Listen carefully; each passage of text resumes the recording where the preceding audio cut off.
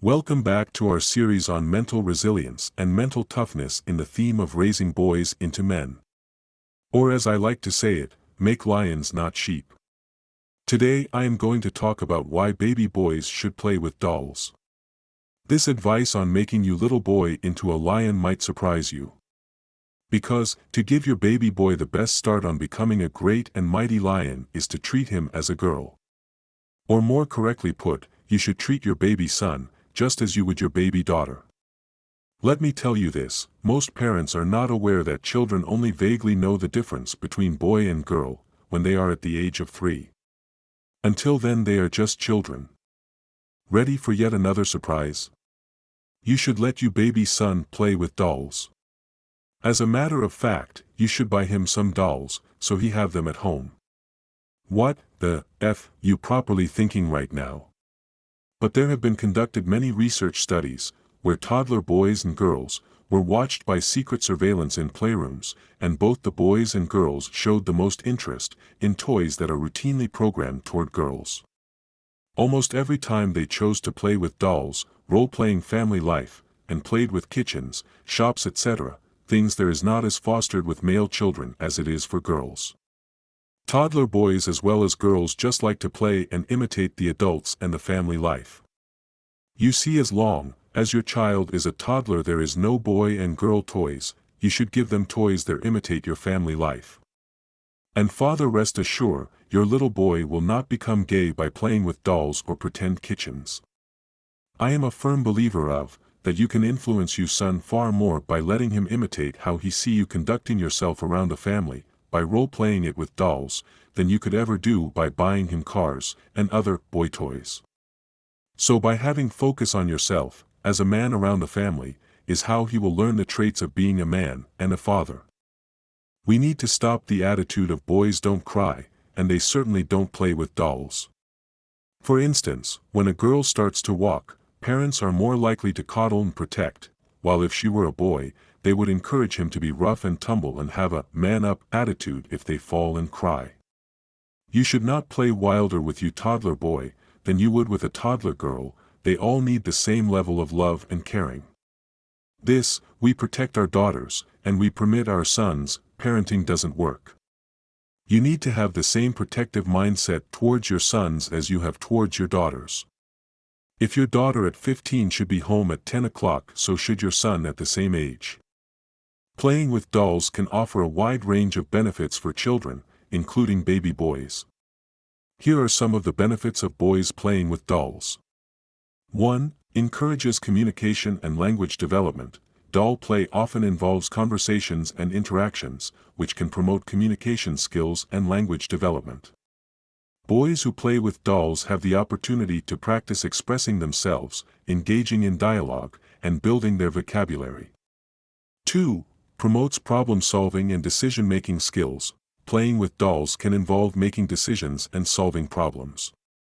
Boys can engage in role-playing scenarios where they have to make choices and find solutions, which helps develop their problem-solving and decision-making abilities. 3. Enhances creativity and imagination. Playing with dolls can enhance creativity and imagination in children. Boys can use their imagination to come up with stories and scenarios, which can help them develop their creativity. 4. Encourages empathy and nurturing skills. Playing with dolls can help to develop empathy and nurturing skills in children. Boys who play with dolls are more likely to develop skills like taking care of others, being patient and attentive to their needs. This can translate into positive relationships with family and friends as they grow older. 5. Improves social skills. Doll play can improve social skills in boys, such as sharing, taking turns, and communicating. These skills are essential for building friendships and socializing with peers. Even in Sparta in early childhood, male and female siblings would have played together and shared their toys.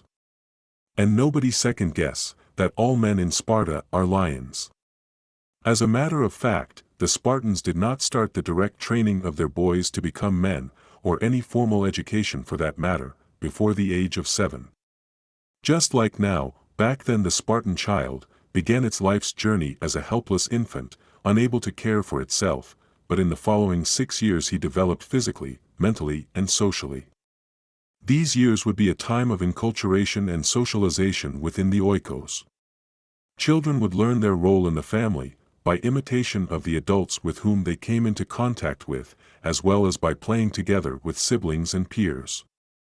Once a Spartan boy reached the age of 7, he left the family home for the first time to begin his arduous journey through the compulsory state educational system, and would not return to live at home until after the age of 30.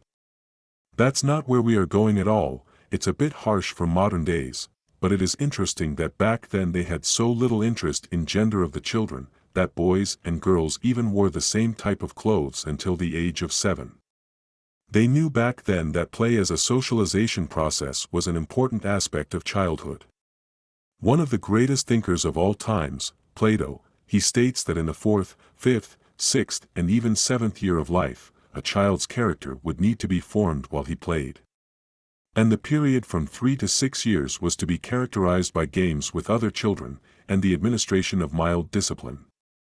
Both Plato and Aristotle were keenly aware of the important role play took in shaping the character, morals, and physical abilities of children.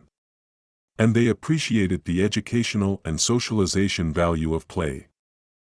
The socialization process engendered by children's participation in games was an important factor in how they learned to interact with their peers, and within the family, brothers and sisters became more closely bonded.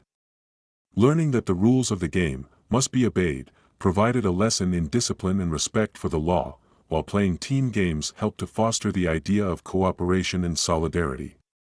Attributes required of the ideal Spartan male citizen. In conclusion, it is essential to break free from gender stereotyping toys and play. With small children, they are just children, and they all like to imitate the family life and grown-ups around them in their play. So, by providing them with dolls and supporting their doll play, we can foster empathy, social skills, creativity, problem-solving abilities, and communication skills. It is crucial to remember that children, regardless of their gender, are naturally curious and eager to explore the world around them. Let us embrace their interests and create an environment where all children can thrive and develop into compassionate, well-rounded individuals. This is not to be put in line with the general confusion there are about genders right now in the world. I recognize only two, male and female. And they start life in a neutral state called baby or child, where they need exactly the same, and will develop from there to boy and girl, where things start to get different. So be like the Spartans, let your children be children. Encourage them to play a lot instead of screen time, create games that helps your children's development, so they can learn and play at the same time. Thank you again for watching, and until next time, stay resilient, stay strong, and keep in touch.